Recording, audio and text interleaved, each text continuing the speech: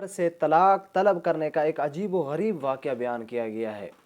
صحابہ کرام کی اس بات پر بڑی نظر ہوتی تھی کہ ہمارے اوپر غم اور پریشانیاں آ رہی ہیں یا نہیں۔ وہ اس کو اللہ کی محبت اور علامت سمجھتے تھے۔ بھوک اور فاقہ آتا تھا تو خوش ہوتے تھے کہ فاقے وہ نعمتیں ہیں جو پروردگار عالم اپنے پیاروں کو عطا کرتے ہیں۔ غم اور پریشانی پر خوش ہوتے تھے کہ پروردگار عالم نے ہمیں اپنا سمجھا، اس لیے یہ پریشانی بھیجی ہے۔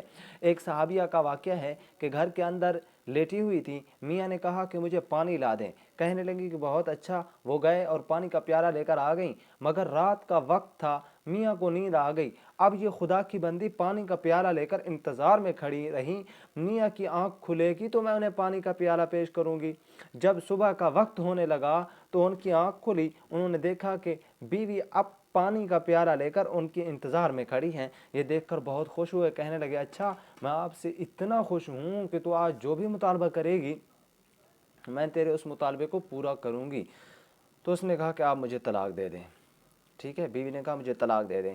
اب پریشان ہوئے کہ اتنی محبت کرنے والی، اتنی خدمت والی، اتنی وفادار، اتنی نیک بیوی طلاق کا مطالبہ کر رہی ہے، اور اپنا جو ہے نا قول بھی میں دے بیٹھا ہوں کہ پوچھنے لگی کہ طلاق کیوں چاہتی ہیں؟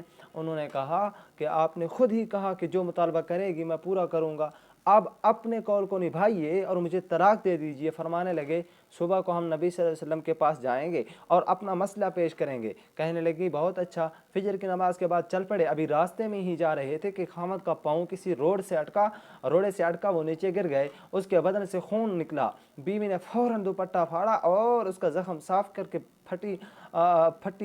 پٹی باندھی اور کہنے لگی کہ چلو گھر واپس چلتے ہیں۔ کہنے لگے کیوں، مسئلہ نہیں پوچھنا؟ کہنے لگے نہیں، مسئلہ پوچھنے کی ضرورت نہیں ہے۔ کیوں؟ کہ اب مجھے آپ سے طلاق لینے کی ضرورت نہیں۔ وہ کہنے لگے یہ کیا بات ہوئی؟ پہلے تو آپ طلاق کا مطالبہ کر رہے تھے۔ تو وہ کہنے لگی کہ یہ کیا بات ہوئی، طلاق مانگنی تھی تو بھی مجھے سمجھ نہ آئی، جب مطالبہ چھوڑ دیا تو بھی سمجھ نہیں آ رہی، اصل بات کیا ہے؟ بیوی نے کہا گھر چلیں، وہاں بتاؤں گی۔ جب گھر گئے تو خاوند نے بیٹھتے ہی کہا کہ بتائیے اصل بات کیا تھی؟ کہنے لگی کہ آپ نے ہی تو نبی صلی اللہ علیہ وسلم کی حدیث سنائی تھی کہ جب اللہ تعالیٰ کسی سے محبت کرتے ہیں تو اس پر پریشانیاں اس کی طرف یوں دوڑتی ہوئی آتی ہیں جس طرح پانی اونچی جگہ سے نیچی جگہ کی طرف دوڑتا جاتا ہے۔ میں آپ کی بیوی ہوں، کتنا عرصہ آپ کے ساتھ گزار چکی ہوں، میں نے آپ کے گھر میں دولت دیکھی، سکھ دیکھا، آرام دیکھا، خوشیاں دیکھی، مگر میں نے اپنے آپ کو گھر میں کبھی غم پریشانی نہیں دیکھی۔ میرے دل میں خیال پیدا ہوا کہیں ایسا تو نہیں کہ آپ کے دل میں نفاق ہو جس کی وجہ سے ہمارے ساتھ اللہ تعالیٰ کا برتاؤ اپنے پیاروں جیسا نہیں ہے۔ اس لیے میں نے کہا کہ میرے آقا صلی اللہ علیہ وسلم کی حدیث سچی ہے، میں جو کچھ دیکھ رہی ہوں یہ غلط ہو سکتا ہے، لہذا میں نے چاہا کہ آپ سے طلاق لے لوں، لیکن جب راستے میں جاتے ہوئے آپ کو زخم لگا، پریشانی آئی،